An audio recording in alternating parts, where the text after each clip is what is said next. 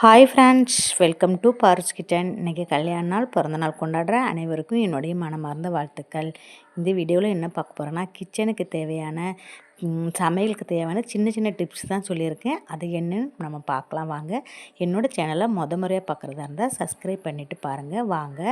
நம்ம டப்பாவிலலாம் பொருள் போட்டு வச்சுருப்போம். அந்த பொருள் போட்டதும் நிறையா ஃபில் ஆகிடும். ஃபில் ஆனதும் நம்ம அதுக்குள்ளே வைக்கிற ஸ்பூனை நம்மளால் வைக்க முடியாது.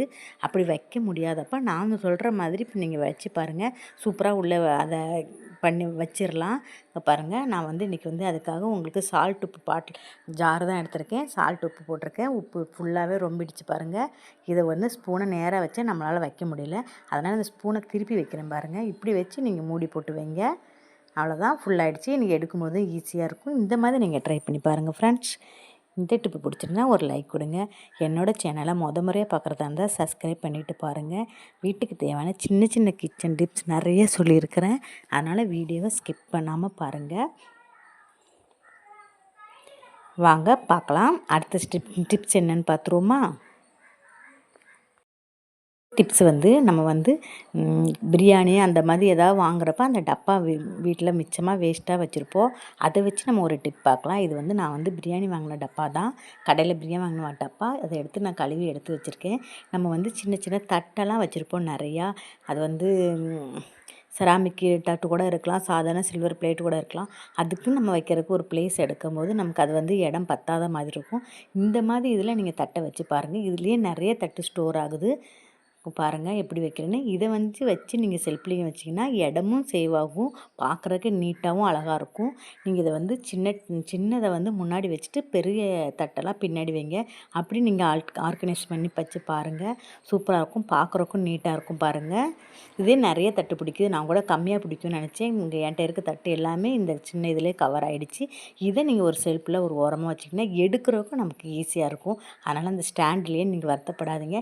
இதை நீங்கள் ஸ்டாண்டாகவே யூஸ் பண்ணிக்கலாம். சூப்பரான ஐடியா. இந்த ஐடியாவை நீங்கள் ஃபாலோ பண்ணி பாருங்கள்.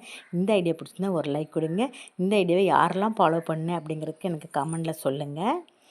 என்னோடய சேனலை சப்ஸ்கிரைப் பண்ணிவிட்டு பாருங்கள். முறையாக பார்க்குறதா இருந்தால் வாங்க நெக்ஸ்ட் டிப்ஸ்க்கு போவோம். நம்ம கடையிலலாம் பச்சை மிளகாலாம் வாங்கிட்டு வந்துடுவோம். வந்ததும் நம்ம அப்படியே எடுத்து ஒரு சோம்பேறித்தனமாக அப்படியே விட்டுருவோம். அப்படி நீங்கள் சோம்பேறித்தனமாக விடாதீங்க. விட்டு அப்படியே நம்ம நாளைக்கு வைக்கலான்னு போட்டிங்கன்னா அப்படியே பச்சை மிளகா நிறைய வேஸ்ட்டாக கெட்டு போகிறதுக்கு சான்சஸ் இருக்குது. அதனால் நீங்கள் பச்சை மிளகா வாங்கிட்டு வந்ததும் அதை ஒரு தட்டில் கொட்டி அழுகின மிளகா, அப்புறம் காம்பில் அழுகுனது, லைட்டாக ஓரமாக ஒன்று அழுகிருக்கும், அது எல்லாமே நீங்கள் கட் பண்ணி நீட்டாக எடுத்து வச்சுக்கிடுங்க. நீட்டாக எடுத்துகிட்டு எல்லா காம்பையும் கிள்ளிடுங்க. நான் எப்படி நம்ம செக் பண்ணி வாங்கிட்டு வந்தாலும் 1, 2 எப்படியாவது அழுகுனது இருக்கும். அதனால் அதை நம்ம சேர்த்து வைக்கிறப்ப இருக்கிற பச்சை மிளகாயும் கெட்டு போகிறதுக்கு சான்சஸ் இருக்குது. அதனால் வந்ததும் க்ளீன் பண்ணுங்க. க்ளீன் பண்ணிட்டு நான் சொன்ன மாதிரி ஸ்டோர் பண்ணி வச்சிங்கன்னா 15 நாள் வரை நீங்கள் வச்ச மாதிரியே இருக்கும் பச்சை மிளகா. எப்படின்னு பார்க்கலாம். எல்லா காம்பும் கிள்ளிடுறேன்னு பாருங்கள். கிள்ளிட்டு இதுவும் நான் எந்த டப்பாவில் நீங்கள் உள்ளே போட்டு வைப்பீங்களோ ஃப்ரிட்ஜில், அந்த மாதிரி ஒரு பிளாஸ்டிக் டப்பா எதுனாலும் நீங்கள் எடுத்துக்கலாம். நான் இது பிரியாணி டப்பா தான் எடுத்திருக்கேன். பிரியாணி டப்பா கடையெல்லாம் வாங்குவோம்ல, அது நம்ம பிரியாணி சாப்பிட்டுட்டு தூக்கி தூர போடுற பொருள் தான். அந்த டப்பாவை தான் நான் எடுத்திருக்கேன். அதுக்குள்ளே தான் நம்ம ஸ்டோர் பண்ண போகிறோம் இந்த பச்சை மிளகாயை. அதை ஸ்டோர் பண்ண போகிறேன். பச்சை மிளகாய் வைக்கிறதுக்கு முன்னாடி அந்த டப்பாக்கு அடியில் கொஞ்சம் நியூஸ் பேப்பர் போட்டுக்கிடுங்க. நான் இன்றைக்கி காலண்டர் பேப்பர் தான் போட்டிருக்கேன். அதை போட்டுட்டு அது மேலே நீங்கள் பச்சை மிளகாயை அடுக்கி வைங்க. அடுக்கி வச்சுட்டு அதுக்கு மேலே நீங்கள் மறுபடியும் அந்த பேப்பரை போடுங்க. அப்புறம் நீங்கள் போட்டு அப்படி நீங்கள் க்ளோஸ் பண்ணி ஃப்ரிட்ஜில் வைக்கிறப்ப 15 நாள் வரை அப்படியே இருக்கும் பாருங்கள். இதை நீங்கள் ஃபாலோ பண்ணி பாருங்கள்.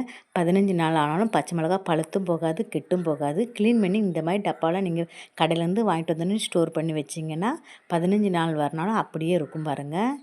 அவ்வளோதான். எவ்வளோ காம்பு மல்லாக்கா எடுத்துகிட்டு மீதி எடுத்து அங்கே வச்சுட்டு, இதெல்லாம் லைட்டாக உடஞ்சது, அடிப்பட்டது இருக்குது. இது நான் இன்றைக்கி செய்கிறதுக்காக இதை நான் தனியாக எடுத்து வச்சுட்டேன்.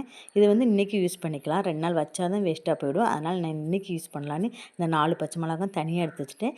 இதை நம்ம ஃப்ரிட்ஜில் ஸ்டோர் பண்ண போகிறேன். நெக்ஸ்ட் டிப் என்னென்னு பார்த்துருவோமா?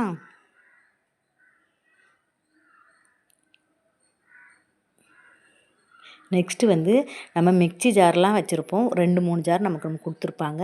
அதில் வந்து நம்ம மேக்ஸிமம் 1 இல்லாட்டி 2 தான் யூஸ் பண்ணுவோம். மீதி அப்படியே இருக்கும். என்னைக்கா ஒரு நாள் நமக்கு தேவைப்படுறப்ப எடுக்கிறப்ப அதை மூடி வச்சதுனால ஒரு மாதிரி பேட் ஸ்மெல் அடிக்கும். ஒரு மாதிரி ஸ்மெல்லே கொஞ்சம் நல்லா இருக்காது. அந்த மாதிரி நீங்கள் ஸ்மெல் வராமல் இருக்கிறதுக்கு கழுவி நம்ம ஸ்டோர் பண்ணி வைக்கும்போது மிக்ஸி ஜாரில் கொஞ்சமாக இந்த மாதிரி நியூஸ் பேப்பரை கிழித்து உள்ளே போட்டு மூடி வச்சுருங்க. அந்த ஒரு மாதிரி பேட் ஸ்மெல் வராமல் இது அதை தடுத்துரும். எப்படி போடுறேன்னு பாருங்கள். அந்த மாதிரி நீங்கள் போடுங்க. கொஞ்சமாக கிள்ளி போட்டாச்சு, அவ்வளோதான். இதை மூடி நம்ம ஓரங்கட்டி வச்சிடலாம். எப்பவுமே எல்லாருக்குமே மிக்ஸிக்கு 3 ஜார் 4 ஜார் கொடுப்பாங்க. மேக்ஸிமம் 1, 2 தான். டெய்லி 1 ஜார் கண்டிப்பாக யூஸ் பண்ணுவோம். இதெல்லாம் என்றைக்கா ஒரு நாள் யூஸ் பண்ணுற மாதிரி தான் இருக்கும். அப்படிங்கிற பட்சத்தில் நமக்கு வந்து இந்த மாதிரி ஒரு மாதிரி ஸ்மெல் வரும். அந்த ஸ்மெல் வராமல் இருக்கிறதுக்கு இந்த பேப்பரை கிழிச்சு போட்டு நீங்கள் ட்ரை பண்ணி பாருங்கள். இந்த மாதிரி வச்சு பாருங்கள். இந்த டிப்பு பிடிச்சிருந்தா ஒரு லைக் கொடுங்க. Next tip பார்த்துருவோமா? நெக்ஸ்ட்டு வந்து நம்ம ஒரு ரெசிபி பார்க்க போகிறோம். இந்த வெயில் காலத்துக்கு உடம்புக்கு குளிர்ச்சி தரக்கூடிய ஒரு லட்டு தான் செய்ய போகிறோம். அது வந்து கம்பு லட்டு நம்ம செய்ய போகிறோம். ஹெல்த்தியானதும் கூட. குழந்தைங்க சாப்பிட்லாம், பெரியவங்க வர எல்லாருமே விரும்பி சாப்பிடலாம். வாங்க அது எப்படி செய்யலாங்கிறத நம்ம பார்ப்போம். கம்பு லட்டு ரொம்ப ஹெல்த்தியான புட்டு. குழந்தைங்க வந்து அப்படியே சாப்பிட சொன்னால் சாப்பிட மாட்டாங்க. இந்த மாதிரி நீங்கள் லட்டாக செஞ்சு கொடுத்தா கண்டிப்பாக விரும்பி சாப்பிடுவாங்க. ஸ்வீட்டுங்கிறனால இந்த லட்டை எப்படி செய்யலாங்கிறத நம்ம பார்ப்போம். அதுக்கு வந்து நம்ம லட்டு செய்கிறதுக்கு தேவையானது வந்து 1/4 கிலோ நான் வந்து ஒரு கப்பு கம்பு எடுத்துருக்கிறேன். கம்பு லட்டு செய்கிறதுக்கு நம்ம தேவையான பொருள் என்னன்னு பார்த்துருவோம். வாங்க. இதுக்கு வந்து கொஞ்சம் வேர்க்கடலையும் அப்புறம் வந்து கம்பு, அப்புறம் வந்து எள்ளு, அவ்வளோதான் நமக்கு தேவைப்படும். ஸ்வீட்டுக்கு வந்து வெல்லம் சேர்க்கலாம், இல்லாட்டி நாட்டு சக்கரை சேர்த்துக்கலாம். நான் வந்து இன்றைக்கி நாட்டு சக்கரை தான் எடுக்க போகிறேன். வேறு எதுவும் தேவைப்படாது. ஈஸியான மெத்தட்லையும் செஞ்சிடலாம். ரொம்ப ஹெல்த்தியானதும் கூட. கம்பு சாப்பிட்டா அவ்வளோ நல்லது. இந்த அடிக்கிற வெயிலுக்கு அது ரொம்பவும் நல்லது. ரொம்ப குளிர்ச்சியானதும் கூட. அது எப்படி செய்யலாங்கிறத நம்ம பார்ப்போம். ஒரு 50 கிராம் வேர்க்கடலையும் ஒரு 1/4 கிலோ கம்பும் எடுத்துருக்கிறேன். கம்பு எடுத்துருக்கு. கம்பு வந்து நல்லா கழுவி காய வாங்க. இதுக்கு வந்து கொஞ்சம் வேர்க்கடலையும் அப்புறம் வந்து கம்பு, அப்புறம் வந்து எள்ளு, அவ்வளோதான் நமக்கு தேவைப்படும். ஸ்வீட்டுக்கு வந்து வெல்லம் சேர்க்கலாம், இல்லாட்டி நாட்டு சக்கரை சேர்த்துக்கலாம். நான் வந்து இன்றைக்கி நாட்டு சக்கரை தான் எடுக்க போகிறேன். வேறு எதுவும் தேவைப்படாது. ஈஸியான மெத்தட்லையும் செஞ்சிடலாம். ரொம்ப ஹெல்த்தியானதும் கூட. கம்பு சாப்பிட்டா அவ்வளோ நல்லது. இந்த அடிக்கிற வெயிலுக்கு அது ரொம்பவும் நல்லது. ரொம்ப குளிர்ச்சியானதும் கூட. அது எப்படி செய்யலாங்கிறத நம்ம பார்ப்போம். ஒரு 50 கிராம் வேர்க்கடலையும் ஒரு 1/4 கிலோ கம்பும் எடுத்துருக்கிறேன்.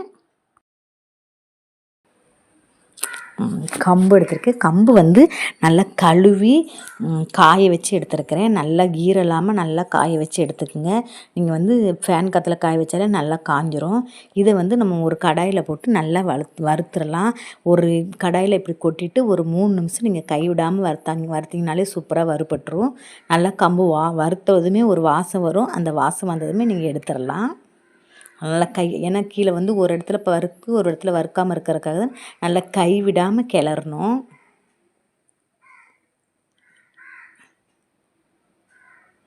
நல்லா கை விடாமல் கிளறிக்கங்க.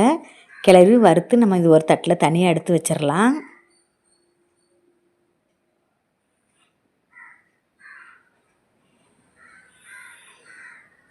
தட்டில் தனியாக எடுத்து வச்சுட்டு நம்ம எடுத்து வச்சிடலாம். அந்த வேர்க்கடலையும் போட்டு வறுத்துக்கலாம். வேர்க்கடலை நல்லா வறுத்து எடுத்துருவோம். ஏற்கனவே வறுத்த வேர்க்கடலை தான், அதனால் நம்ம ஒரு 2 நிமிஷம் வறுத்தாலே போதும். சூப்பராக வறுபட்டுருவோம். கொஞ்சம் ஹீட் பண்ணுறதுக்காக தான் இது வறுக்கிறேன். அது கூட வந்து ஒரு 2 ஸ்பூன் எள்ளு சேர்த்துக்கலாம். எள்ளு வந்து நீங்கள் வந்து வெள்ளை எள்ளும் சேர்த்துக்கலாம், கருப்பு எள்ளும் சேர்த்துக்கலாம். நான் வந்து இன்றைக்கி கருப்பு எள்ளு சேர்த்துருக்குறேன். அவ்வளோதான். வெள்ளு வந்து நல்லா பொடிஞ்சதும் நம்ம ஒரு தட்டுக்கு மாற்றிடலாம். மாற்றியாச்சு. இதை வந்து நம்ம வந்து முதல்ல கம்பை தனியாக அரைச்சி எடுத்துருவோம். மிக்சியில் போட்டாலே நல்லா நைஸாக அரைஞ்சிரும். அதுக்கப்புறம் நம்ம வேர்க்கடலையும் எள்ளும் சேர்த்து அரைச்சிருவோம். அரைச்சாச்சு. நம்ம இதை ஒரு பவுலுக்கு மாற்றிடலாம் மிக்ஸ் பண்ணுறதுக்காக. அப்புறம் நம்ம வேர்க்கடலையும் அந்த எள்ளையும் அரைச்சிருவோம்.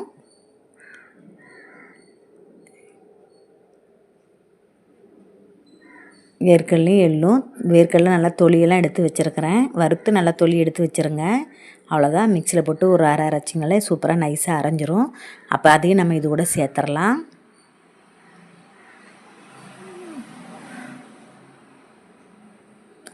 அப்புறம் 1 ஸ்பூன் ஏலக்காய் தூள் சேர்த்துக்குவோம் வாசத்துக்காக.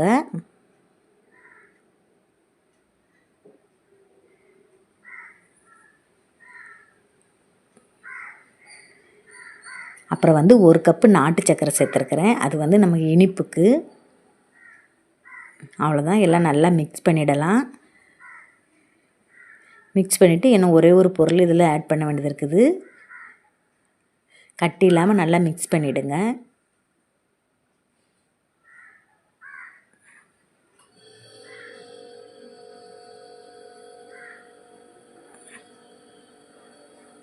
அவ்வளோதான், இது கூட வந்து நம்ம 1 ஸ்பூன் நெய் சேர்த்துக்கலாம். நெய் வந்து ஆப்ஷன் தான், உங்களுக்கு தேவைன்னா சேர்த்துக்கலாம், இல்லாட்டி ஸ்கிப் பண்ணிவிடுங்க. அதுக்கப்புறம் இதில் சுடுதண்ணி வச்சு நல்லா கொதிக்கிற சுடுதண்ணி வச்சு லைட்டாக தெளித்து நம்ம பிசைஞ்சு லட்டு பதத்துக்கு பிடிச்சிடலாம். கை பொறுக்கிற சூட்டில் இருக்கிறப்ப நீங்கள் நல்லா பிடிங்க.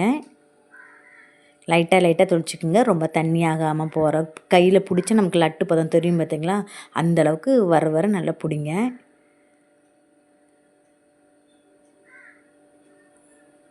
அவ்வளோதாங்க, சூப்பராக சிம்பிளான ரெசிபி கம்பு லட்டு ரெடி ஆகிடுச்சு. அவ்வளோதான், நம்ம வந்து இதை வந்து பிடிச்சி எடுத்துடலாம், லட்டு ஷேப்பில் பிடிச்சி எடுத்துடலாம்.